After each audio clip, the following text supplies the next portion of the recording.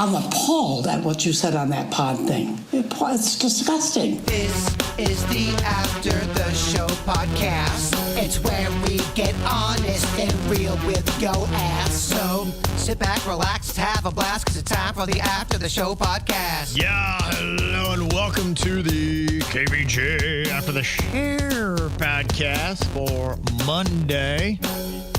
What a lovely weekend it was. Good time. Virginia was tearing up Tallahassee at Florida State University with her daughter, doing all kinds of parties, dragging the whole fam around. We had a good time. Yeah. Well, most of us had a good time. Rocco was kind of like over the whole frat party scene. That's not his thing, huh? No. Well, I mean, I guess when you're 10, he may feel differently when he's 16. Maybe, but I don't know. I just don't know if that's his scene. No, you don't think he's ever going to be a big old rager like his mama? I could be wrong, but he is more like his dad. Okay. His dad doesn't really drink. Panda, I mean, I've known Panda since I was 13 years old. Panda's never been a big-time party person. I mean, he's drank before, of course, but it's never been his driving thing. He's always been this sober dude.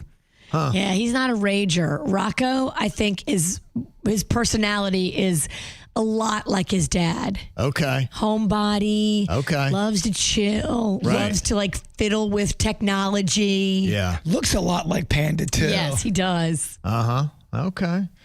Yeah, looked like a lot of fun there. And you did pay off the chocolate kisses. You and Panda made that video up there, and you can see that whatever the building is at Florida State. I see it, and every time they show Florida State, they show that building. It's the most iconic landmark on campus, and that's where families go to take their pictures there. And there was families there taking their picture. You made it more iconic.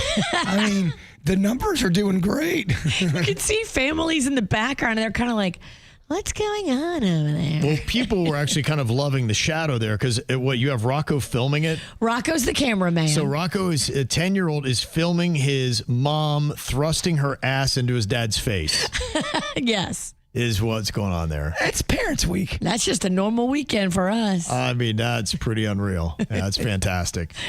Yeah, you can see that Denny's is playing that right now on KVJ TV. It's also up on our Instagram page if you want to go and check it out. And I found a song on Instagram Music that was called Chocolate Kisses. Very sexy song. Oh, yeah. Okay. All right. Chocolate Pairs Kisses. nicely. Okay. Jeremy said, I was watching the Chocolate Kiss video with Panda and Virginia, and all I kept thinking of is if Virginia farts, it would kill Panda. That'd have been, Come on. You call that blowing a chocolate kiss. I am a lady. Uh-huh. I would never. Never, huh? Not to my sweet Panda. Not on purpose, anyway. Sometimes an accidental squeezes through. And That'd be rough. And Jeffrey said Mercedes Monet or Moan, whatever it is. Monet was Sasha Banks in the WWE. oh, God, yeah, okay. She's legit. Mm-hmm. I think they had drama in real life. Sasha Banks, I thought they had a dispute. I could be wrong, though. I'm not up on my wrestling, but I thought there was some drama. Well, I mean, that's kind of what happens in wrestling, right? Yeah. But I think it was real drama. Oh, in like real contract life. stuff, yeah. Okay. For real, they didn't like each other. I could be wrong, though. I mean, what the shit do I know? Mm-hmm. Got some emails here. One thought as we went through that mysterious case of the gentleman that died on the Stardust Racers at Universal, their Epic Universe. It's one of the new coasters they have there. We had heard he may have been in a wheelchair and then was put onto the ride. He had I believe, like a spinal injury. A pre-existing condition. Yes, right. So, and they say that, when you're walking up to the ride, there's a giant sign and it says, pregnant women and people with pre-existing conditions and heart issue. And there's a whole list of all the people that shouldn't ride it. And if you have a pre-existing condition, they want you to read that and go, oh, maybe there's something for me. Just do not take a pot. Don't eat a pot brownie, let it kick in, and then read that sign. Because then you're like, oh, shit, what? Do I have a heart condition? Is my heart going to explode? Am I real? Someone Someone sounds like they're speaking from experience. The pot brownie hit right as I'm getting on the ride, and I did not jive. It was that Mount Everest, the Bigfoot one, and that's when I thought I went blind. It goes completely dark, and then you just hear me going, I'm blind! I've gone blind! And then you hear other people go, they turned the lights out, idiot. Yeah. Well, after it gets dark, all of a sudden... They think they turn the lights on. Like, I have to be blind. Well, not only does it turn dark, then all of a sudden this Bigfoot monster face comes out of nowhere. You love Bigfoot. I did not that time. Thought he was going to eat my ass up. Yeah, it'll be interesting to see what happens when they shake it all down. And I think it does bring up an interesting and awkward situation where if you're one of the ride operators and you see somebody rolling up in a wheelchair and, do you say, you wouldn't want to get in it. You'd be like going, okay, well, I guess you know the risks and whatever, and you think that you're able to ride this ride.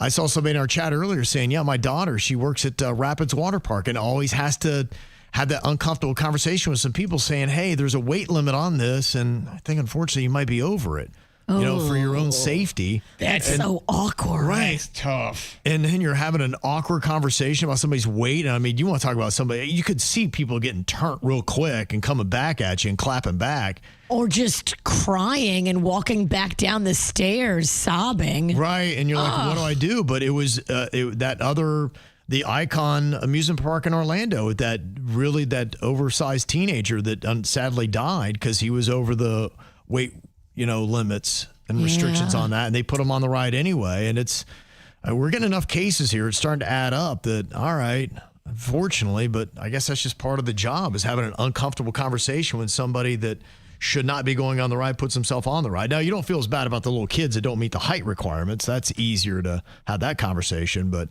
anything else, I'd be like, ugh. Oh, if someone said I was too heavy to get on a ride, I'd go, all right, fuck it. I'm going to the concession stand.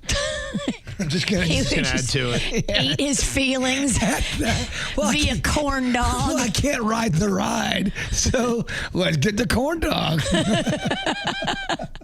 Yeah. And he'll have the bucket of fries. Oh, you're going to eat your feelings. Corinne said, I think Rapids gives you special wristbands for people that are overweight. Oh, they give you a fat wristband? Fat wristband? Oh, fat my band? gosh. Could you imagine? No. I mean, I know from being a chubby kid, man, there are all kinds of stuff that really would. It would, kind of single you out in that fat category. And, of course, everybody would find it and they'd make fun of you. I remember because I had the husky pants. Because I had them pants you had to button. Every other kid my age was wearing snap pants, but my girth would pop the button right open. And, oh, man, people would be going, oh, you got fat pants. I'm like, yeah, I got fat pants. Gosh, it's rough, man. It's just terrible, That feeling of the button popping. Yeah, well, just, you don't want to be you're just in a different category. It's rough, but. You want to be like everybody else. You do, and you don't want people looking, I couldn't even imagine walking. That'd be something I'd have to go through when I was a chubby kid. And, I couldn't imagine I have a special colored wristband.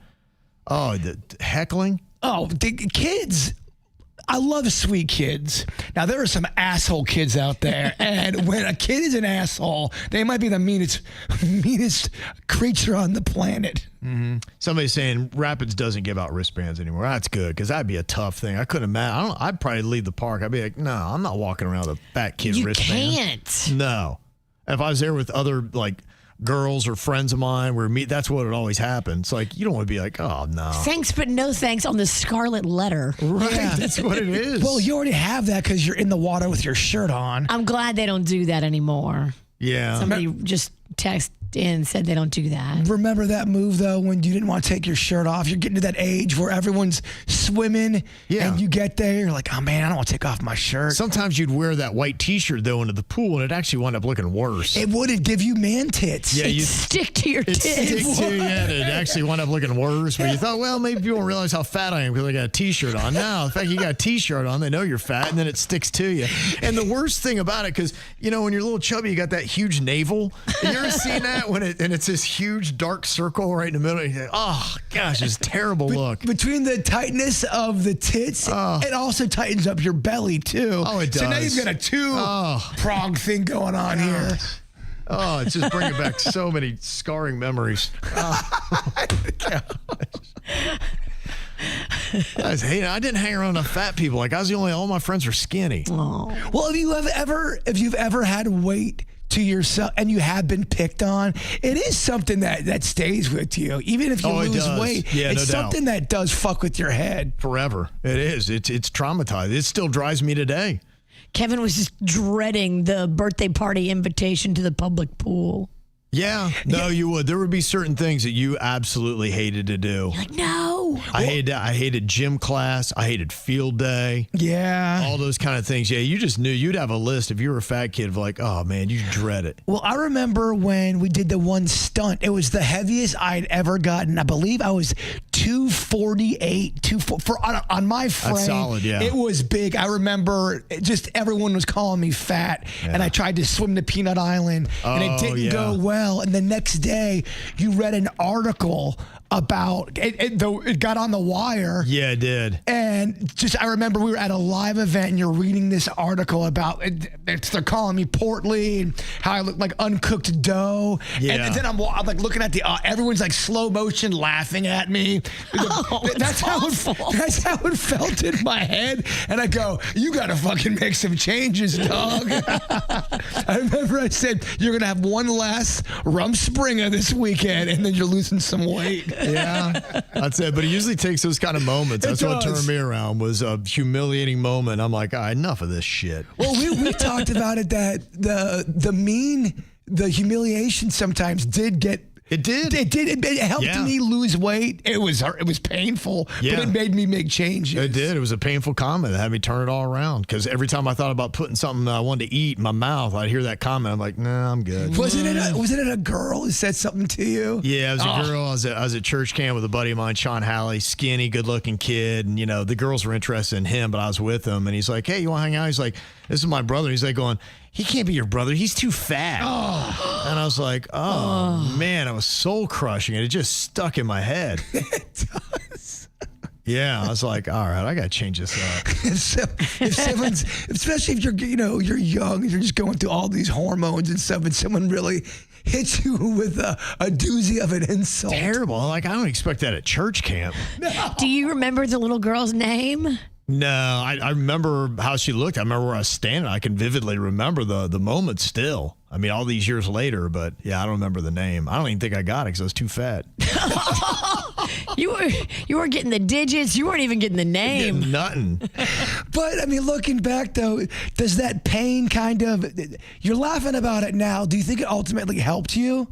Yeah, I mean, it helped me. I lost a lot of weight. I lost I don't know, 70 pounds that summer. That's huge. Yeah, I was a different kid when I showed back up. So you're like, okay, you want my number now, bitch? You can't have it. I'm ready to crush some puss.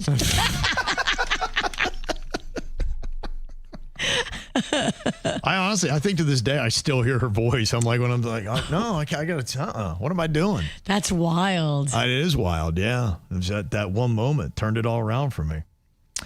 Melody said, I rode these Stardust Racers 6 times in a row because we filmed the commercial for it, and I do not believe it could kill you. I think he passed out and had no control of his head, and his head bopped around so much that it caused blunt force trauma. It seems like every comment that comes in is defending the park and not... Yeah, I mean, it's that way right now, and because I assume they have to.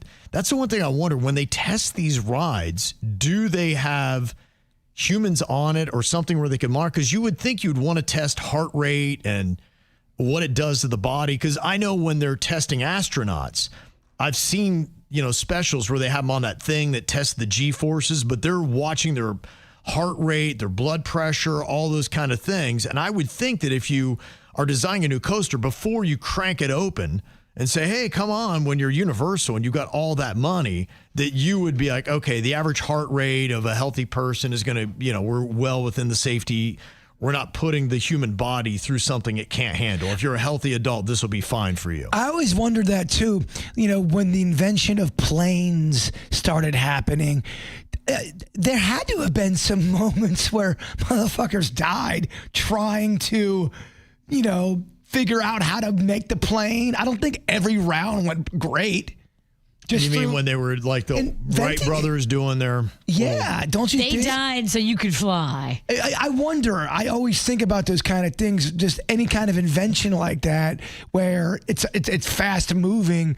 Did somebody get hurt doing it, trying to figure it out, or did it go perfect? Yeah. I don't know. Yeah. I'm sure some lab rats died. That's what I always wonder. Well, that's why they do a lot of the animal testing. That's where people get upset. They have monkeys and things like that they would put in the capsules and whatnot, shooting them up into space and see how they reacted when they came back. Yeah, I never liked that part in Back to the Future where Doc Brown puts Einstein, the dog, in the car. And he's going back to the future. Like, why? Yeah, man, don't fuck up Einstein like that. He don't know what's going on. He's the dog. I live his best life. He's enjoying himself. Yeah. Well, with Halloween coming up and the KVJ horror movie, ticket sales happening in just 5 days. This Friday, they go on sale for the premiere happening Saturday, October 11th. Be here before you know it's going to be at the Maltz Theater in Jupiter. $20 a ticket. You can go to kvjshow.com to get them. You got Mr. Lem saying, if you want to watch this too, they got a Tales from the Crypt 10 episodes beginning October 25th on Max. Oh, are they Love that new show. episodes, or did they reboot that? It says 10 episodes. I don't know. That creature right there, the Crypt Keeper, has been one of my favorite anything since I was a kid. I guarantee you put that on and you sit down, Rocco, he will shit his pants. That Crypt Keeper is horrifying. There are some, I want, because somebody uploaded a bunch of them on YouTube. Now, they're not the best quality, but if you can fight through it. And there's some fucked up episodes of that show, but that's what made it awesome. Yeah. Yeah, they're talking about just how well horror is one of the most reliable genres at the theater. And there's a couple going on. I don't know what the Jordan Peele movie Thriller Him was. It did well at the box office, relatively well. It got second place. The Conjuring, though, The Last Rites, still doing really well. And so they just look at how consistently a lot of these horror movies perform, and that's why they're cranking out so many of them. Yeah, it's definitely a popular genre. I know it's not for everybody. Usually you either love it or you're like, I do not want to watch horror. It's polarizing. It is polarizing. Yeah, but the people who love it, they really love it, huh? Yes, they really do. Because there's been, there was a boom during the 70s and 80s that really did bring out some iconic characters that you give a nod to your Jasons and your Freddys and your Michael Myers. They got you. Well, they did, and they spawned off a lot of other great characters that, other franchises did. Mm-hmm. Yep, absolutely. I know that Tulsa King, the Sylvester Stallone TV show, had a premiere on its new episode, and I think the morning show, too. Did on Apple TV. Two shows that I've watched a little bit of. I didn't get to them over the weekend, so I'm kind of curious if anybody's seen either one of those. How are they in the new season? Man, there are so many cool factoids. I won't bore you with them, but about the movie and what he had to go through making Rocky. I find something new out about it every single day, and I'm like, holy shit, man, this guy was really going through the ringer. Yeah. I know. I get it. I'm talking to Rocky again. I'll shut the fuck off. Yeah, you probably saw the one where he improvised the running up the stairs in that movie, the famous scene, because they didn't have a permit for it. And so he was trying to go fast before they shut down the production. He's like, hey, let me just run up the steps real quick. And he went up and did his thing. And now it's so iconic that they've got a statue right at the foot of the steps now. And everybody does it, including me, like a dumbass. Right. Oh, watch me. Yeah, that was just kind of a spur of the moment. He's like, why don't I do this? He's like, you better hurry up because they're going to shut us down. And he was he was an unknown fighting with, head to head, the executives, and they go, fine, we'll let you do it. They thought it was going to fail, and there was one part he fought for. It's where Adrian's just holding him, and it's just a long 30-second scene of him just kind of doubting the night before the fight, and they go, this needs to be a 3-second scene. He's like, no, it needs to be 30. It's got to be 30 seconds. And they fought back and forth. They go, fine, use it. And he calls it the most important scene of Rocky. Wow, okay. Yeah. Yeah. Yeah, everybody that and we have some KVJ Nations, I think his pool guy listens to our show, and everybody that I've seen just said he's very nice to everybody. He's nice, and he loves fans. He does. When fans come up to him and they have a genuine love and just appreciate his art, he is so into that. He's not one of those guys that big leagues you. He hated Rambo, wanted to scrap it. He watched it back and goes, we have to buy the rights to this movie and then destroy it. And they made a very critical move where they took out most of his lines to make him seem a little bit more unhinged, and it worked, and it became a classic. Oh, how about that? Yeah, they said it was too many lines of Rocky and that, or of a Stallone. He needs to talk less. But it worked. It did make him come off a little bit more. You felt bad for him. Yeah, I saw a story today where he had pitched doing a prequel of Rambo with him playing the role of a teenage Rambo, but they would use the CGI to de-age him, and it was him in Vietnam and everything he was doing to become, who the John Rambo character was. So tough, but they're like, yeah, we're not doing that. Yeah, he has a big crying scene. He breaks down. It finally got to him. The system, the treatment. He cries a lot in his movies. He does cry a lot. Does he? A little bitch. Just kidding. He does cry in Rocky. Well, I guess we'd cry. He cries in Rambo. Men cry. Men cry. Well, that's just it. You wouldn't think a guy that tough would be a weeper. If he's crying, it's okay for you to cry. Well, Rocky's really not a boxing movie if you break it down. It's a love story. Okay. It really is. Yeah, it is. Very touching. Very touching movie. Did a great job with it. We got Carlos saying, I was listening this morning, Jay-Bird talking about how he hasn't watched The Greatest Showman. How about getting a camera to watch his reaction to the movie? It is so great. I watch it with my kids every other month, and I still love the way they react to it, specifically when my daughter joins in to sing. Just an idea for the show. So it's a musical? Yes, it's a musical movie. Okay. Yeah, it's very good. Yeah. Solid. Rocco loves it. All right, I'm putting it on my radar. I'll see if I can get him to sing that little part that we heard Pink and her daughter sing. I like that. That was a good jam. Yeah, it's a really good jam. Mm-hmm. And I got an email here from Anna. She said, Denny's, I heard your story about your wheat sprouts. And I also have a bird feeder. And same kind of thing here. That big old stalk sprung up from the ground. So good to know what it is now. I love Denny's interest. The things he's into are awesome. And she's got a bird feeder right there. So, it's all making sense. Mm-hmm. I guess they got the wheat seeds in that bird feeder mix. Interesting. In the bird feed. Yep. Also got an email from Emma about pomegranates. She said, well, the other day, Jaber was trash talking pomegranates and asked how anybody could like them. Well, for the past week, my 3-year-old daughter has eaten a whole pomegranate a day in one sitting. A couple of weeks ago, when I told her they weren't in season, she started crying. I've never seen her get so much joy and excitement from a food before, and I hate to take that from her, but it feels like all my disposable income and free time is going to purchasing and cutting up pomegranates, which is cumbersome and time-consuming, and my nail beds are constantly stained dark red. I guess we should be happy she's abundant in antioxidants, but it's a lot. Yeah, it's always on that list of if you think you're dying, eat these foods. Lentils are on there as well. Yeah, it's like a superfood, right? Yes. It is. Call it, yeah. Mm-hmm. Pretty fascinating stuff. Well, they had the memorial service yesterday for Charlie Kirk at State Farm Stadium in Glendale, Arizona, a packed house. And I don't know, when have you ever had, President Trump, you had the president, vice president, you had Elon Musk was there. Didn't they sit side by side? Are they friends again now? They had a moment where they chatted a bit and awkwardly shook hands. And it seems like they kind of have a George Steinbrenner, Billy Martin kind of relationship. And I know that's an old reference and no one knows what the fuck I'm talking about, but never mind. Denny's, edit that out, please. Who the hell's that? It was shitty. I knew as soon as I brought it up, I go, bird. Bird.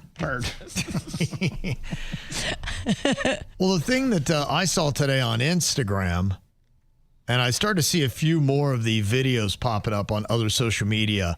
One guy, he did a spoof video as the shooter, the guy at least that has been accused of committing the murder. Is that really something we should be out there spoofing? He was making a point where he, kind of was dressed similarly. He's like going, okay, I just killed Charlie Kirk. Now let me text every single extraneous detail to my lover. And you know how sometimes in a movie, you'll have them explaining, like going, who would do that? Like the bad guys usually going, I wasn't going to have to kill you, but now what I can do is I had this whole plan, and they lay the whole thing out. Yes. And it's like, it's a movie trope they use just to catch the audience up with what the hell's going on. And they kind of spoofed it, going, in a sense, comparing the way it all went down. Because when I was reading the text messages as they first came out, I'm like going, oh my God, this guy buried himself. Like everything he wrote, if they can definitively pin it back to, it's just the whole confession is right there. And one text message after another to his supposed lover. And I'm starting to see that a lot of people, as conspiracy theories go, they believe that the kid's a patsy. And it's insane where it's going. And I guess our FBI director, Kash Patel, I don't know much about his past, but I guess he's always loved conspiracy theories. And he says they will be running every single angle down.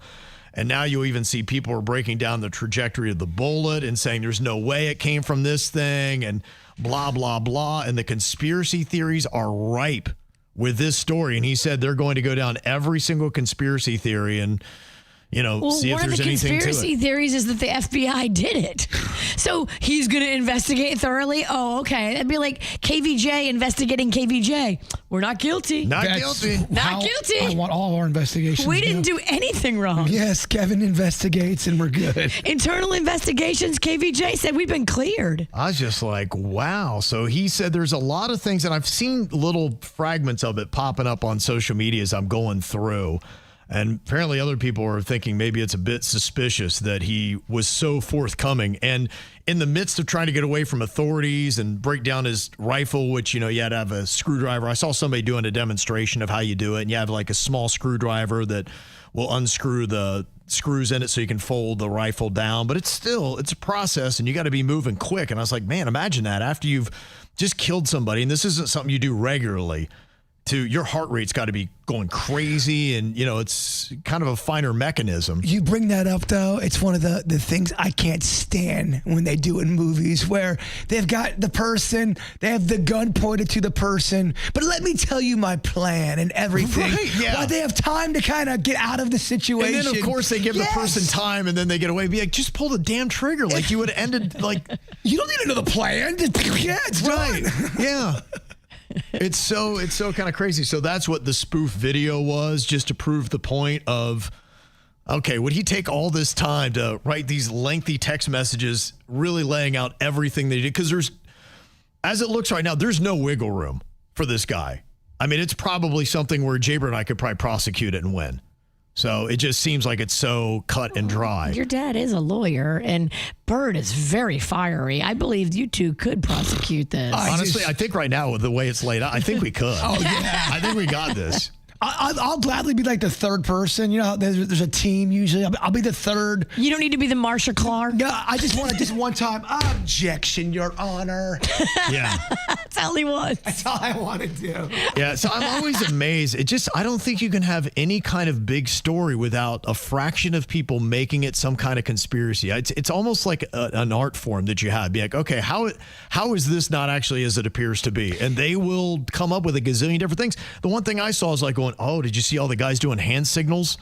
These were the guys that had been Charlie Kirk's, the guy that he had for security with him. I'd seen him in other videos before, and they're like, no, he's signaling to somebody. Look at the odd hand movements that he's doing. That would be a shooter's movement about wind and trajectory. I'm like, so there are a lot of people convinced that this kid didn't do it. So that's the, If you believe TikTok, which I don't, but I just think it's kind of funny. So they zoomed in on one of the security, and they're like, see, it's the same guy that was there protecting Trump when he got shot.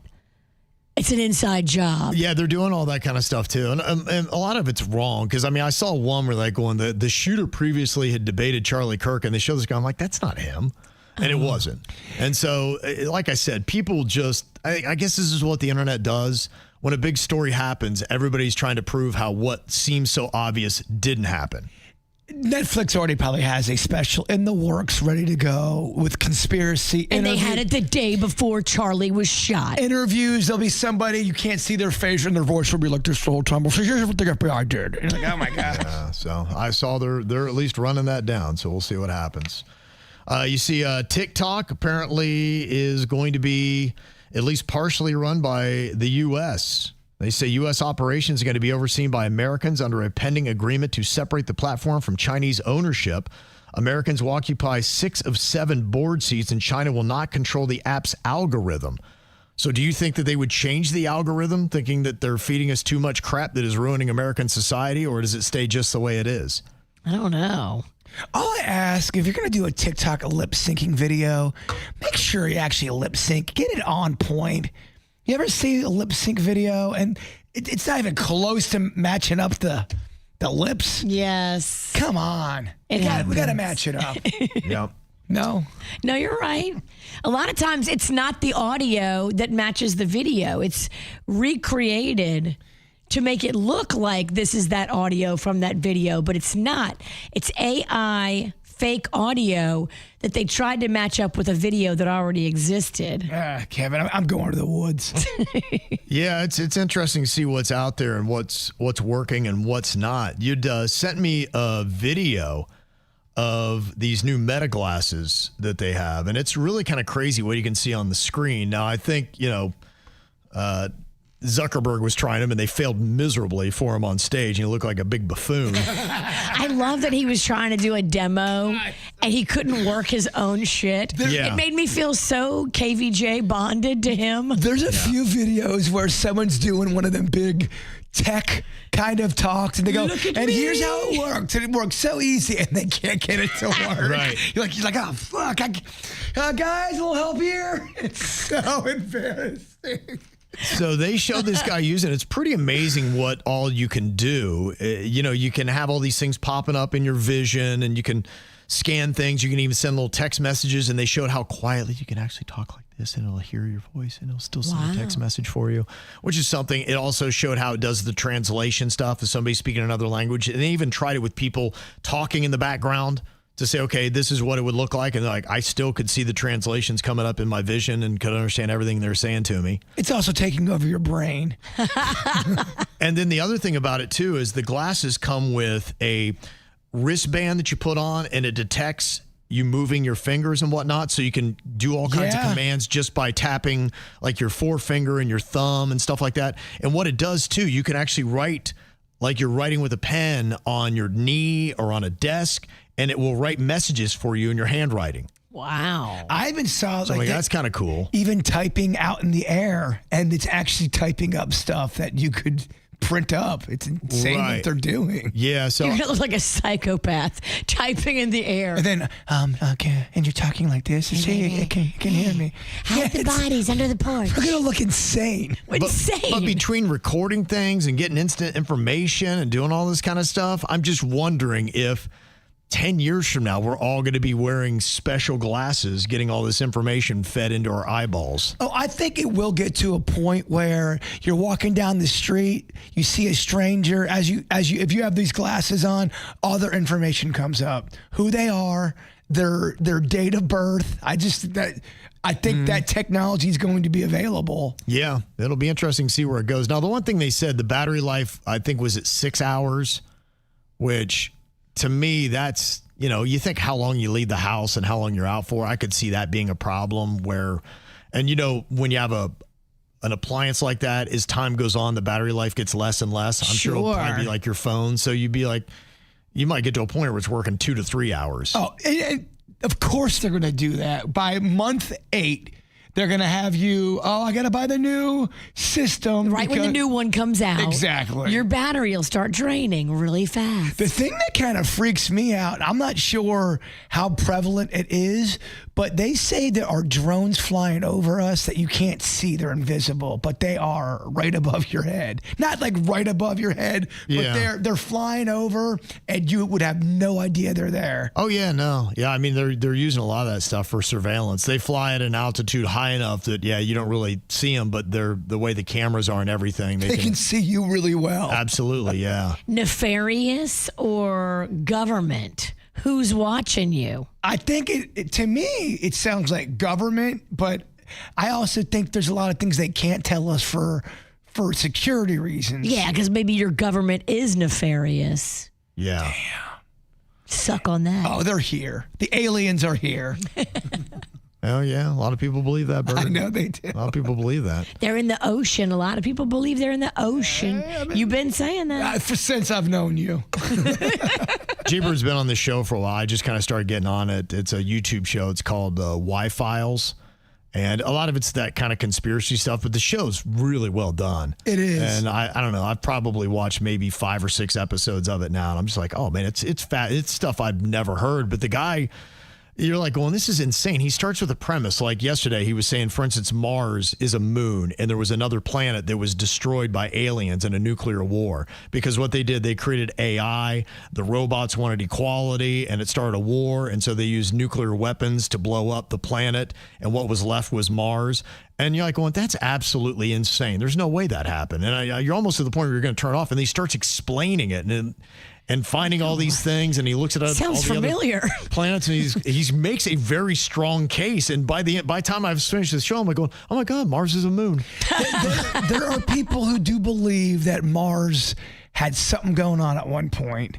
Yeah, I think that's why we keep going back to it, because there is just suspicious stuff. And he breaks down Mars and how it's one half of Mars is flat, the other one is so rocky, it's basically almost like two planets smushed together into one because they're so radically different from one another. And so he broke it down, and he's like, and there's some kind of element that is a byproduct of nuclear fission. Mars bars. Yeah, no, not at all. Stop ruining the show. Yeah, not at all. Stop ruining the show. Yeah. And he's like, here's the proof right here of a nuclear war that happened that it ended all. I know there's some people that believe that Mars seeded Earth. You know, that we actually are the Martians, which is, there's that theory that's out there. Oh, I love that theory, my friend. Yeah. But it's fascinating. The guy's show's done very well, and it's just one dude that makes it. But he uses so much AI with it to make all these scenes. Like the one episode I was just telling you about, he had President Eisenhower, on an alien spacecraft, and it looked like it was President Eisenhower talking to aliens, and it looked like legit. Yeah, and I assume that's got to be all AI. And this is one guy. He doesn't have a big studio behind him or anything. No, I think he's got a team, though. He's pretty big. He has big numbers. He's gotten very popular. Huge numbers. I'd imagine that guy has got someone helping him out. Yeah. He looks too happy. Yeah. He doesn't look at all like you look. No, he's got one person. Yeah, just helping now. That guy's got a team. He's got team face. Yeah. Well, they say this is something, not just like his show, but a lot of them, AI content is really kind of taken over. They said 9 of YouTube's 100 fastest growing channels feature AI content. You got everything from zombie football to cat soap operas. There's a name for them, too. I believe they call them dummy accounts or dummy channels, where it is just set up all through AI. Everything, zombie football? Everything, just none of it's even real. Some of it's not even good, and it does very well. I think you're going to see a correction and overcorrection on shitty AI programming versus good AI programming, because there's a lot of shit out there. Yeah. But it's doing well. Well, I think the one thing is they call it AI slop, and they said the problem with it is people are creating things that look legit, and it's just spreading misinformation.